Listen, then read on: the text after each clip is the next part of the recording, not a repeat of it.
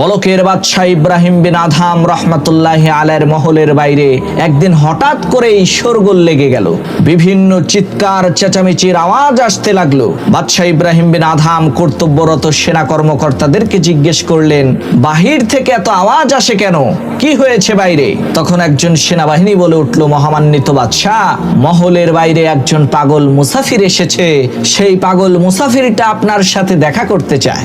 সেনাবাহিনীর এই কথা শুনে ইব্রাহিম বিন আদহাম আশ্চর্য হয়ে বলতে লাগলেন, কে সেই পাগল? আমার কাছে নিয়ে আসো তো দেখি। বাদশার হুকুম অনুযায়ী সেই মুসাফির পাগলকে তার কাছে নিয়ে আসা হলো। তখন বাদশাহ ইব্রাহিম বিন আদহাম সেই পাগলকে বলল, কি হয়েছে বলো, তুমি কেন আমার সাথে দেখা করতে চাও? বাদশার প্রশ্নের উত্তরে সেই পাগল বলল, মহামান্বিত বাদশাহ, আমি আপনার এই সুন্দর মুসাফির খানায় একটা রাত থাকতে চাই। সেই পাগল মুসাফিরের এই কথা শোনার পর বাদশাহ হাসতে হাসতে বলতে লাগলেন, আরে আহাম্মক, মাথা মোটা বিয়াকুব, এইটা তো মুসাফির খানা নয়, এটা হচ্ছে রাজমহল, স্থায়ী বাড়ি। তখন সেই পাগল মুসাফির চক্ষুটা একটু নিচু করে বলতে লাগলেন, বাদশাহ, আমার যদি কোনো ভুল বেদবি হয় তাহলে আমাকে ক্ষমা করে দিবেন। আপনি কি একটু দয়া করে বলবেন মুসাফির খানা কাকে বলে আর স্থায়ী বাড়ি কাকে বলে? তখন বাদশাহ ইব্রাহিম বিন আদহাম বলতে লাগলো, হে পাগল মুসাফির, আমার এই রাজমহলে আসার সময় পথিমধ্যেই ছোট্ট একটা ঘর আছে, সেই ঘরটাকে দেখছো নাকি? তখন সেই পাগল মুসাফির বলল, জি হুজুর, দেখেছি। তখন বাদশাহ ইব্রাহিম বিন আদহাম বললেন, ওইটাই হইল মুসাফির খানা। লোকেরা দূর দূরান্তে সফর করার সময় পথিমধ্যে যদি রাত হয়ে যায় তাহলে লোকজন ওই মুসাফির খানায় রাত্রি যাপন করে। এরপর সকালবেলায় ঘুম থেকে উঠে আবার তার গন্তব্যের দিকে রওনা করে। এই রকম অস্থায়ীভাবে অল্প সময়ের জন্য যেই ঘরের মধ্যে অবস্থান করা হয় সেই ঘরটাকেই মুসাফির খানা বলা হয়। তখন সেই পাগল মুসাফির বলল, বাদশাহ, এখন বলেন স্থায়ী বাড়ি কাকে বলা হয়? বাদশাহ বলল, যেই বাড়িতে সব সময় লোকজন বসবাস করে সেই বাড়িটাকেই স্থায়ী বাড়ি বলা হয়। বাদশার এই কথা শোনার সাথে সাথে ওই পাগল বলে উঠল, বাদশাহ, দুনিয়া সৃষ্টি হওয়ার পর থেকেই মনে হয় আপনি আপনার এই রাজমহলে আছেন, তাই না? বাদশাহ বলল, আরে পাগল, না, দুনিয়া সৃষ্টি হওয়ার পর থেকে আমি এই রাজমহলে থাকবো কিভাবে? আমার আগে ছিল আমার পিতা, আর তার আগে ছিল আমার দাদা, তার আগে ছিল আমার দাদার বাবা, এইভাবে আমার পূর্বপুরুষেরা এখানে থেকেছে। তখন ওই পাগল মুসাফির বলল, বাদশাহ, তাহলে আপনার বাপ দাদার আপনার পূর্বপুরুষেরা এখন কোথায়? তারা কি এই মহলেই আছে নাকি?